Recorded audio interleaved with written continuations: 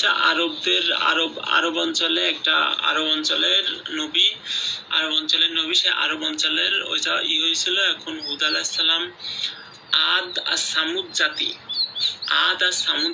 সামুদ জাতি হচ্ছে ওই যে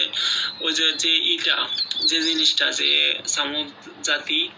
সামুদ জাতি হচ্ছে কি বলে জিনিসটা, সামুদ জাতির ওই যে উষ্ট্রিকা কাটতে নিষেধ করেছিল, কিন্তু তারা কাটে গেছিল।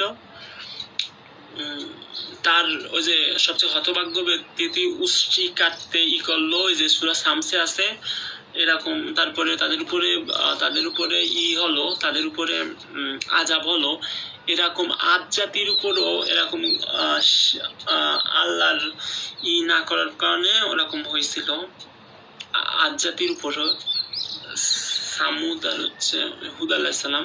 সূরা হুদ নামে একটা সূরা আছে, সেই হুদ সূরাতে ওরকম একটা সূরা আছে। সেই সূরাতে এত মানে জিনিসগুলো, এত মানে ইসির কথা, এত মানে জিনিসগুলো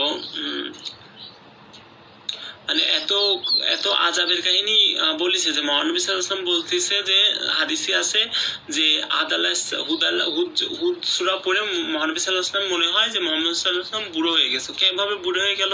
একটা মানুষ তো পড়লেই বুড়ো হয় না একটা সূরা, কিন্তু সে সূরাটা পড়ে মনে হয় সে যে বুড়ো হয়ে যাচ্ছে।